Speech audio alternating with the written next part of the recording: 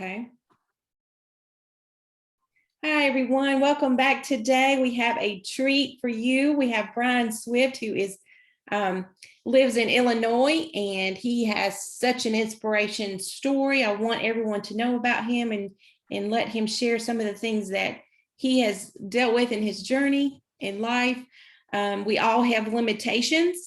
And Brian, when he was 17, playing football, he broke his neck in the C5, C6 area, and he's been a quadriplegic, but he has not allowed that to stop him. And, we can learn so much, not just someone in his situation, but we all, no matter who we are, we have limitations. It's in our brain. And it's our decision and our thoughts of what our willpower and what we'll do from day to day. It's every day is a decision in what we do. And Brian, you have accomplished so much. You've been such an inspiration and a mentor to so many, coaching the children, writing children's books. I can't wait for you to share all the things with us. And let's just have a conversation about, what do you think gave you the willpower? What have you seen people, you try to help people like I do. And sometimes we find that we want to help people more than they want to help themselves. So take it away. Thank you for being with us today. And please share with us what's on your heart. Thank you. Thank you for the kind words. It's a great question. Breaking through to people is not easy, because as much as you want to help people, as much as I want to help people, if they're not in that spot to be helped, we can only do so much. So that being said, I broke my neck, and not to go back too far, but I broke my neck when I was 17, playing football with my friends at the park. Life changed dramatically. I was young, I was healthy. I was very blue collar background. I was probably gonna end up, going into the trades, which a lot of my friends and family friends did. All of a sudden you're laying there and you can't move nothing from your neck down. So life changed pretty quick. And for some reason, there were very little doubt. Like, I knew I broke my neck, and at first I couldn't move anything. And, they took a piece of bone out of my hip, they fused my neck. I spent about a week in the hospital in ICU, and then went to one of the best rehab centers around, which at that time was called RIC, the Rehabilitation Institute of Chicago, which is now the Shirley Ryan Ability Lab. What kept me going was probably a number of things. My faith. My mom is very faith driven, and she was always, we don't know why these things happen. It doesn't really matter. You just got to keep moving forward. And my dad was this faith driven, but more of just like not much sympathy. I wasn't coddled. Just to give you an idea of my dad, and I love the man dearly. I've been blessed to have awesome parents and awesome family.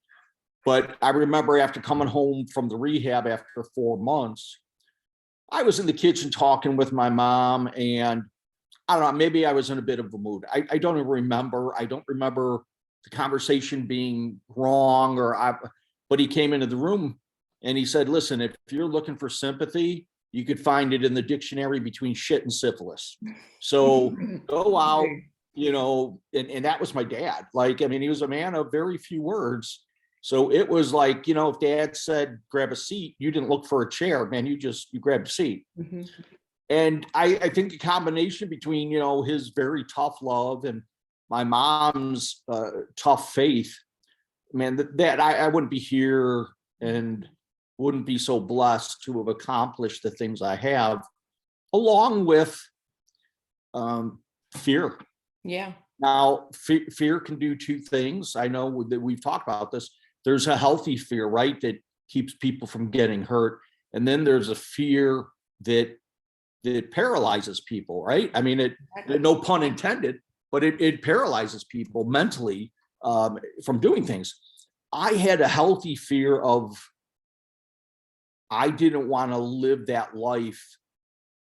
I didn't want to be a statistic. And when you read the statistics in the late 70s it was actually 1979, of like what a quad's life was and what we'd be able to do and accomplish, and how many quads worked and how many quads got married and how many quads, like, wow. I mean, it was pretty sad and pathetic. So I just really skipped through worrying about that and said, I have got to just, I don't know what I can do. I don't know where my limitations are, but all I could do is keep pushing. Like my dad was like, you're not coming home in an electric wheelchair, so you better work hard. So, because you're not coming home in an electric wheelchair. And I didn't. And I was lucky that, I pushed myself hard in therapy, and every accident is different. I'll get that out of the way because it's the first thing a lot of people say, well, every accident's different. And I agree they are. But even 40 years later, like that's the most I can move my hands. And yes, I have good arm function, but I have no balance. So I have no trunk balance. So technically I'm still paralyzed from the neck down, from the, basically the chest down, I should say. But through a lot of rehab, like today was a beautiful day out. I rode 4 miles in my wheelchair, just pushing around the paths. Why? I want to stay in shape. 2, it is therapeutic to get outside and to experience, all the beauty and the fresh air and the sun. So I just kept pushing forward. I mean, I got out of the rehab on a Friday. I went back to high school on a Monday. Wow. I graduated 3 weeks later. Yeah, there was no come home, and I was not coddled. And coddling is the worst thing you could do. Yeah. The absolute worst thing you could do. Yeah, that was hard for you, I know, but it was the best thing for you, because I know people, I've got family members and friends that have children with disabilities, and they, when they come with me growing up, I taught them things and they thrived and gave them confidence, and then they go back home and you're told, passes. yeah, you're told you can't do anything. I'm sorry, I believe it. Right. Exactly. And unfortunately, what happens is they get coddled, and the parents feel so bad that basically they empower their disability to become a bigger disability than it really is. They're really handicapping them, right? Oh, 100%. They totally are. So I didn't have parents and friends like that. My friends would be like, hey, we're going out. You want to go out? Sure. Pick me up like a baby, throw me in the car, pull my wheelchair up, throw it in the trunk, out, gone, doing all the things you do when you're 17, 18, 19. There were nights you were out, and what people don't get is just because you're in a wheelchair, they think, well, your legs don't work. Unfortunately, breaking your neck causes a lot of other things. Like I don't have control over my bladder. I don't have control over my bowels. I don't have control over my nervous system. So my body can overheat if I get too hot. And if it gets cold, it stays cold forever. And there's a lot of other, I have no core balance and just a load of things that comes with that. But again, you deal with those. You get to know your body and understand it. So my life just kept moving forward. I mean, I dated. I don't want to say I never had problems dating, but I'll be honest. I do a lot of consulting now and mentoring, and people are wondering, well, how come I can't get a good girl that? But I'm like, well, what are you offering them? Like, what do you have to offer a girl to go out with you? Yeah. Are you fun? Or are you depressing? Are you a downer? What do you have to offer? Mm-hmm. And I didn't come from money, but you know what? I just kept moving forward. So I got done with school. I went on to junior college. I finished junior college in 2 years, did tons of therapy. In the meantime, my life, I learned how to drive. I dated. And after junior college, I went to a 4-year university. While living at home, I commuted. 2 years later, I finished, got my bachelor's degree at St. Xavier University. Through all that, I love sports and athletics. I started coaching at the grammar school that I went to. And then after 6 years, I started coaching in high school while I was finishing my college education. And then after college, this little old nun that was at the college I went to, put this crazy thought in my head about going to law school. And I graduated college and I went to law school, and 3.5 years later, I graduated from DePaul College of Law. Still, during those 3 years, I was coaching, I was dating. I mean, life was moving forward. I had the same problems everybody did, just with some additional ones, but everybody's got issues. I don't know what your problems are. You can sit here and say, you look great, you look fine, you're relatively happy. I mean, you don't seem like you're not, so your life must be great. Well, unfortunately, that's not always true. I mean, none of us show or want to show that. So I just learned to keep moving forward. Therapy every day. I read books. I led a normal life. Went and visited friends at college. We took vacations. And it's frustrating. You take vacations. Your friends are doing stuff you can't do. Yeah. But you know what? It is what it is. I mean, it didn't stop me. I mean, we'd go to a big amusement park, and I couldnn't get on 90% of the ride. Hell, I was there with my friends, right? That's right. I was having fun anyways. I mean, I don't have time. I was so busy. I didn't have time to get down. And I chose to live at home instead of going away to school. And I chose to live at home instead of trying to be real independent and get my own place, even though I was 25, because that allowed me to accomplish getting my education, to have a social life, and try to become more independent while I'm at home and still have some of those comforts of mom helping me get dressed in the morning. I mean, I couldn't have accomplished all that if I decided I just want to live on my own. I'm 20 something years old. I don't want to be stuck at mom and dad's house.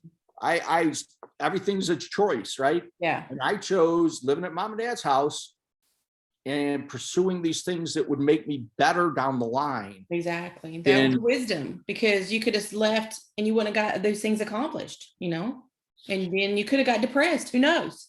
So yeah, that was great. And my accident isn't just my accident. My accident affected my mom and dad. It affected my sisters. It affected my friends. For 1 minute, don't think that you're the only one stuck. Yes, I'm the one in a wheelchair, but I've never seen my parents break down. I never saw them fight. I mean, something this traumatic is either going to bring you together and create unity, or it's going to break you up. And I tried to be happy. I was always been sarcastic. I've always been the way I am. So my accident never changed me. And I wanted to not be what that statistic said you would be as a C5, C6 quad. So I went out and finished law school, worked in a law firm for a couple of years while I lived at home. And then I got married and to a girl that didn't know me before my accident. And we bought she didn't have any money. She was her mom and dad were divorced. She had 5 sisters. We didn't have any, we both worked and saved. We paid for our own wedding. We bought our own first house. No help from my mom and dad, no help from her mom or dad.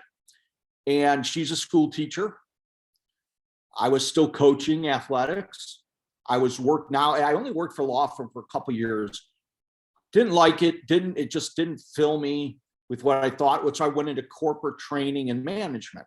And then I worked for a company for about 18 to 20 years doing management and training and leading teams of sales professionals.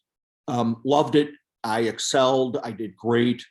I was really blessed to just keep moving forward. And that was just I wanted to take the same route everybody takes, right? You meet a nice girl, you get married. We tried to have kids. We inseminated 4 or 5 times. That failed. Lots of reasons to get down, lots of reasons to get frustrated, lots of reasons to get mad at life. But, I've been very faith driven. My wife is extremely faith driven. And so I wanted a family. Like I knew I was going to have a family. So, bottom line with all that is we adopted our first child from the east side of Chicago. He's our oldest. We adopted our daughter next from China, and then we adopted our son, our third child from Guatemala. and just, we weren't going to let things stop us. I was going to have a family, and we've been blessed with 3 amazing kids. In the meantime, my career was growing. She was working, after, we outgrew the house, we bought a bigger house, and, life goes on. We took vacations. I gave up coaching for a while because I had 3 kids to raise, and you get one chance to raise your children. That's right. And a lifetime to make money. So raising the kids was paramount to us. She started subbing instead of teaching because she wanted to raise the kids too. So, with subbing, once the kids got in school, it made it easier because they were on the same schedule she was then. So that's, and when then I got to a point, I got out of corporate, I'm like, there's got to be more than this corporate grind and working, 60 hours a week. I get up at 5, get, with her help, get dressed, get into my chair, I wore a shirt and tie and a suit and tie every day. I'd be downtown or to my job by 7, and I wouldn't get home till usually 5:30, 6 at night. And I wanted that rat race to stop. So we did. And I got out of that and started working for a small startup company. In the meantime, there were a couple of things I wanted to do. I wanted to write books. I wanted to start a nonprofit. So we started a 501c3 nonprofit called SOAR, SOAR. You can look it up. It's soarnonprofit.com. Basically, it's a 501c3 that helps people with disabilities get back outdoors. So, I love being outdoors. I love hunting and fishing and just being outdoors. So sitting by a bonfire, right? Taking walks through the trails. Insurance doesn't pay for too much. If it's not a medical necessity, which is basically as limited as they will be, it won't help you purchase an outdoor wheelchair or an attachment that helps you maybe hold a fishing rod or an electronic reel or a mount where you can put your crossbow on. So we started helping people get back outdoors, with outdoor wheelchairs, with big outdoor tires. And we started a nonprofit about 8 years ago. So, and then in the meantime, I published my first book called Up, Getting Up is the Key to Life. And it basically talks about, what I just talked about, getting knocked down and finding ways to get back up, because we all get knocked down. It's not if, it is when, and we're getting, in some years you get knocked down a lot, some years you don't, but it comes down to, for me, faith and choices. You get up every day and you have a choice. You could be happy or you could be sad, right? You could be miserable, you could be grumpy. It doesn't matter what you got to face that way. Your decision on how to face it is paramount to what you have to face. And I've been just so blessed to be able to attack life in this optimistic, I'm going to find a way or make a way type of attitude. Hey, do I get frustrating days? Heck yeah. I'm human. I'm very demanding on myself. I am demanding on my family and friends, but I will also give back. And I would expect nothing less than them to be demanding of me in whatever way they need and whatnot. So I've been blessed to, I have my friends. I posted a picture the other day. I'm still friends with guys I went to school with for 3rd grade, 4th grade. Some of them live out of state and I don't see as much, but that friendship is still there. If they had called me and said, Swifty, I need something, they know I wouldn't even ask. Right. I'd just be like, I'll be there. You need me to come, you need this. I don't care what it is. These are guys that, these are brothers, the guys that are like brothers to me. I've never had a brother, but I've got 3 guys that what they call, just let me know what I can do. That's awesome. And I've been just blessed. So that is so amazing. And, some people might say, well, it's because it happened to you when you were young versus older, but it's still, it doesn't matter. Cause I know someone that was in a car wreck like that and they've been in a wheelchair their whole life, and just mom and dad is cuddled them, and it's just, the worst thing you could do is coddle. And there is some truth to that. At 17, and I know a lot of people at 17 that just never got back into life. It is easier when you're in your teens. It is easier in your 20s. It is easier. if it happens, probably in your 30s than your 50s or 60s. I can't control that. I know people it's happened to in their 20s, 30s, 40s, and everyone is different. It's just saying it's easier doesn't make it easier no. for you. No. You know, that's an excuse. Well, you did it because I didn't do it. I didn't get where I'm at because we had money. I didn't do it because I had a nanny or a nurse. I did it because my dad gave me tough love. I did it because my mom instilled strong faith. Mm-hmm. I did it because I kept a lot of friends and friendships going. But you could have easily chosen to block them out, because we all do that. We can block people out of our lives, you know, and so that's a testament to you as well. But so tell me a little bit more of how then you stepped over. You're kind of into the entrepreneurial world now, and I know we're going to be limited on our time going forward. But you know, mention your radio station and some other things you have done, you know, entrepreneurial. Oh, I will. So I became a certified John Maxwell coach and speaker. I do a lot of speaking. Obviously, COVID put a kink in that. I coach. I do a lot of leadership coaching, individuals and small businesses. I have a couple side gigs that I do, like everybody's trying to do. One's built around crypto, mining crypto with a hotspot, which has been interesting. Low investment to get into. And well, you know, we met through a networking group, which has been awesome because I get a chance to meet people like you and see all the great things you're doing and in your entrepreneurial world. So, you know, keep those things going. And out of nowhere, a guy calls me. I was on a radio show 4 or 5 times to talk about the fundraiser we were having and to talk about my first and second book that came out. And he calls me up and says, there's a spot open. Do you want to do a radio show? So 7 months ago, I start my own radio show. It is on WJOL 1340 AM. And you can live stream it because obviously there's so many people that don't live in Illinois, but you can live it and you just go to WJOL 1340, their website, and it's on every Wednesday at 12:05. That's Central Standard Time. And it's called All Things Inspirational. Oh. And so we talk to inspirational people, you know, from nurses to people who have disabilities to caretakers to entrepreneurs like yourself. I've had people like Lou Holtz. I've had people like Rudy from the Rudy Rudiker from the movie Rudy on. It's just something I'm not real shy. I've never been, and it's going well. So now I've got a radio show every Wednesday that keeps me busy and prepping for, and I'm trying to grow that. So that came out of nowhere. And I thought, life's too short. Give it a try. Like, what's the worst? That's right. That can happen.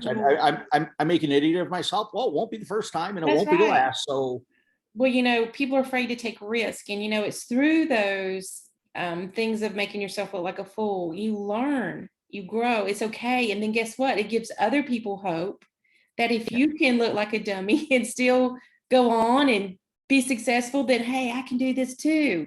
So that's part of the encouragement that I'll, you know, just be real. People want to see real, right? Exactly. And that's what I am. I'm sincere. I am, I am who I am. I've written, I'm in the process of writing my 8th book. That's awesome. called True Grit. Developing True Grit, actually the name is. So that I'm hoping comes out in about a month.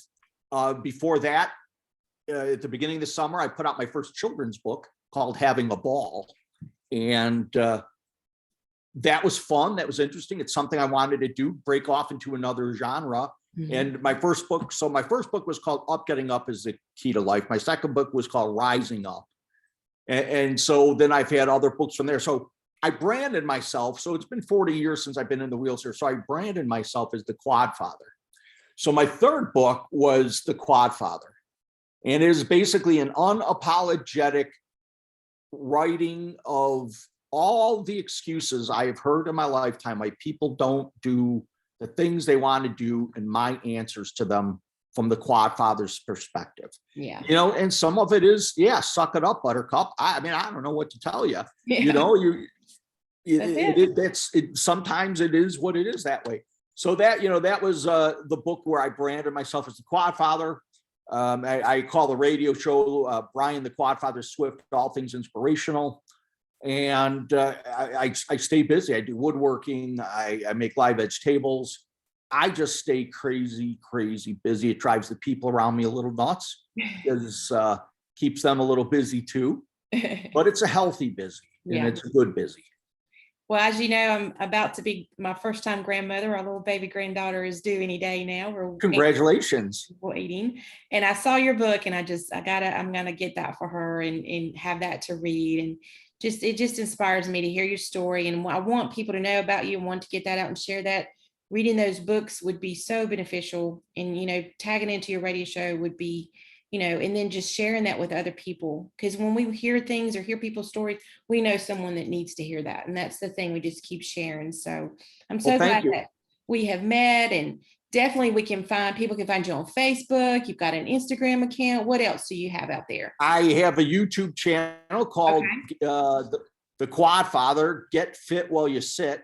So it's all these different exercises you can do while you're sitting. Okay. And then what I do is I take the radio show and I put it on my podcast. So I also have a podcast called the Positive Perspective Podcast. Nice. So it is just, so I take my radio show and about 3 weeks, 4 weeks after I do the show, it ends up on my podcast. Okay. And I talk about all different kind of subjects on, trying to stay positive and fighting through the tough times and stuff like that. So.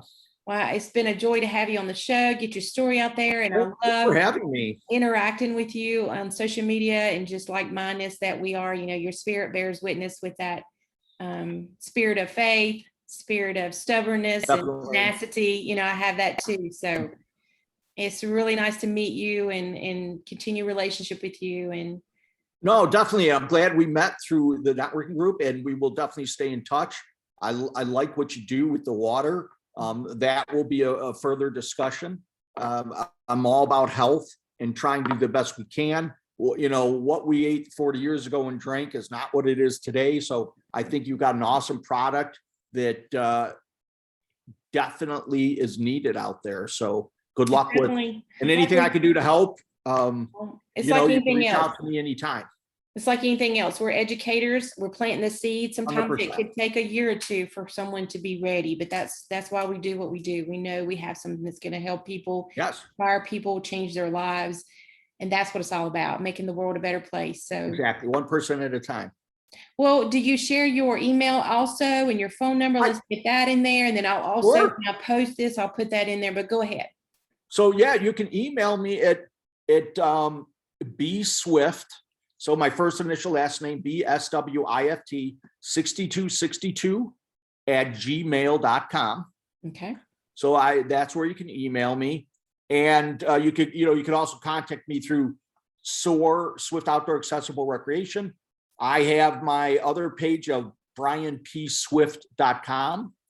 So you can reach me through there, or 708-269-7064. Awesome. Well, thanks again, Brian. It's been a joy. And thank you so much. Thank you for your kind words. And thank you for the time. Well, I look forward to us speaking again, and you have a great evening. Okay. We'll have a good evening. Have a great weekend. You too. Take care. Bye-bye. Hey, and good 4th to you and your family. We'll talk before then, but have a good one. God bless. Bye-bye.